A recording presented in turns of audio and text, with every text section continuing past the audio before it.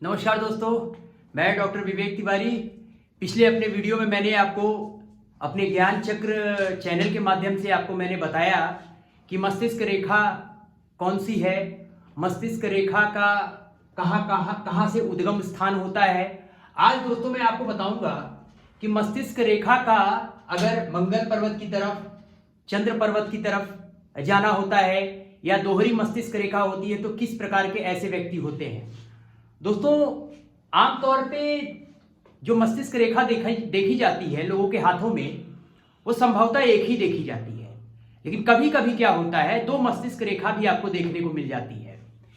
जैसा कि मैंने आपको दाहिने साइड में एक चित्र बना के दिखाया है यहाँ पे दोस्तों, यहाँ आप देख रहे होंगे ये नीली वाली लाइन जो है ये जीवन रेखा है, यानी पितृ रेखा है, और बाकी सब ये A, B, 1, 2 ये जो नंबर मैंने लिखे हैं ये सारी मस्तिष्क रेखा है। ये समझाने के लिए मैंने आपको अलग अलग अंकों से, अलग अलग शब्दों से यहाँ मैंने दर्शाया है। दोस्तों देखिए यहाँ पर जो लाल कलर की आप देख रहे हैं मस्तिष्क रेखा प्रायः जो अच्छी मानी जाती है, वो लाल वाला आप देख रहे हैं वो जीवन रेखा से सटी हुई सीधे चली जाए और हल्का सा मुड़ जाए किधर, चंद्र पर्वत की तरफ, तो ये अच्छी मानी जाती है। यानी कि ऐसा व्यक्ति अच्छी बुद्धि वाला तो होता ही है और ऐसा व्यक्ति कल्पनाशील व्यक्ति होता है, यानी कि अच्छी उसकी आईक्यू लेवल अच्छी होती है, सोचने समझने की शक्ति उसकी बहुत अच्छी होती है।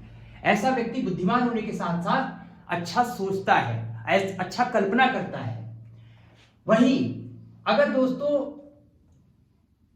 मस्तिष्क रेखा, ये जो 2 नंबर लिखा है मैंने, ये मस्तिष्क रेखा सीधा मंगल पर्वत की तरफ चला जाए तो ऐसा व्यक्ति मंगल के गुण ले लेगा, ऐसा व्यक्ति निज हित के बारे में ज्यादा सोचेगा, ऐसा व्यक्ति अर्थ के बारे में ज्यादा ध्यान लगाएगा।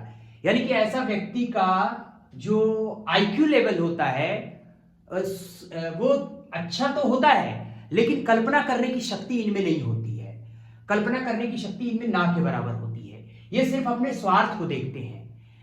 ऐसा व्यक्ति धन के पीछे ज्यादा भागता है और ऐसा व्यक्ति हठी स्वभाव का होता है, जो वो ठानेगा वही वो करेगा, यानी जो उसने मन में ठान लिया वही वो करेगा।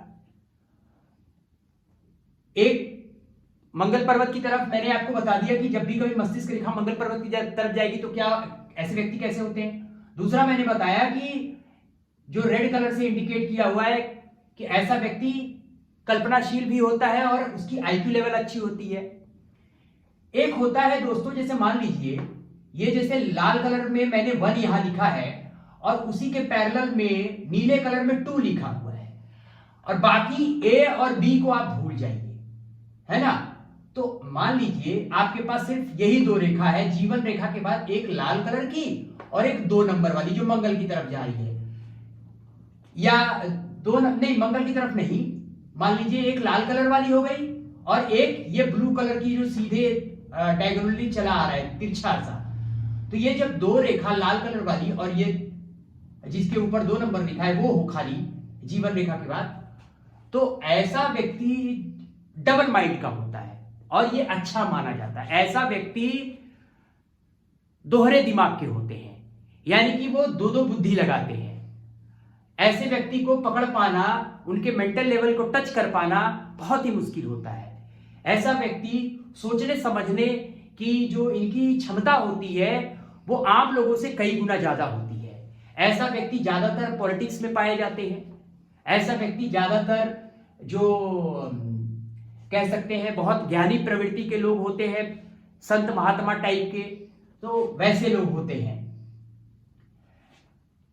एक और जो है इसमें दोस्तों, जब भी कभी मस्तिष्क रेखा, मान लीजिए A और B मैंने यहां इंडिकेट किया है, मस्तिष्क रेखा जब कभी A वाली अगर हम देखें मणिबंध की तरफ चली जाए तो ये बहुत अच्छा माना जाता है, बहुत अच्छा।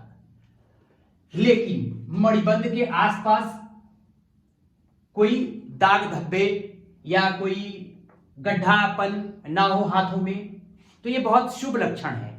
ऐसा व्यक्ति कल्पना बहुत ही अच्छा कल्पना करने वाला होता है। ऐसा व्यक्ति एक अच्छा लेखक हो सकता है, उसके लिखने की जो एबिलिटी है बहुत अच्छी हो जाती है, सोचने समझने की जो कला है उसके अंदर किसी भी कविता का या किसी कहानी का या किसी भी आर्टिकल को लिखने का इसके अंदर जो एबिलिटी होती है बहुत अच्छी होती है। दूसरे प्रवृत्ति का, अगर ये मस्तिष्क रेखा हल्का सा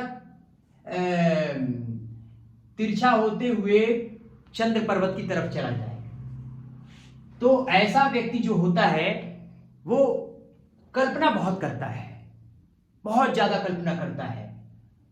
तो इसकी सोचने समझने की शक्ति इनकी भी बहुत अच्छी होती है। लेकिन अगर चंद्रमा अगर दाग धब्बे का है या यहां पर कुछ आड़ी तिरछी रेखाएं हैं, गड्ढे हैं, तो ऐसा व्यक्ति एक अपने एज पे जाके पागलपन का शिकार भी हो जाता है।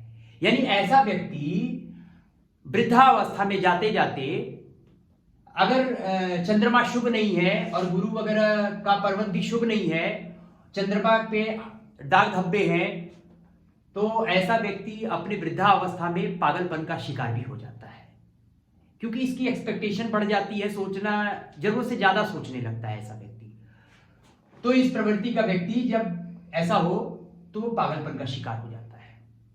दूसरा मैंने मणिबंध वाला आपको बता दिया है। इसमें कल्पनाशील तो बहुत होती है इनके अंदर, ये भी पागलपन का शिकार होते हैं, बशर्ते मणिबंध पे कोई दाग धब्बे ना हो, गड्ढा ना हो, आड़ा तिरछा रेखा ना हो, कोई इसको दूषित रेखा काट ना रही हो, तो ऐसा व्यक्ति अच्छा कल्पनाशील वाला होता है। राइटिंग एबिलिटी बहुत अच्छी होती है इन लोगों की। और अगर दाग धब्बे हैं तो ऐसा व्यक्ति चंद्रमा के तरह ही पागलपन का शिकार होता है, यानी वृद्धावस्था के अंतिम चरण में ये भी पागलपन के शिकार हो जाते हैं। ये था दोस्तों, जब भी कभी मस्तिष्क रेखा आपकी चंद्र पर्वत की तरफ, मंगल पर्वत की तरफ, आपका मणिबंध की तरफ और दोहरी रेखा के बारे में था ये। अपने नेक्स्ट वीडियो में दोस्तों मैं आपको बताऊंगा कि जब भी कभी मस्तिष्क रेखा सूर्य पर्वत की तरफ, बुध पर्वत की तरफ, हृदय रेखा की तरफ, गुरु पर्वत की तरफ जाती है तो उसका क्या फल होता है दोस्तों, वो मैं आपको डिटेल में बताऊंगा। तब तक के लिए दोस्तों मैं आप सभी को नमस्कार करता हूं।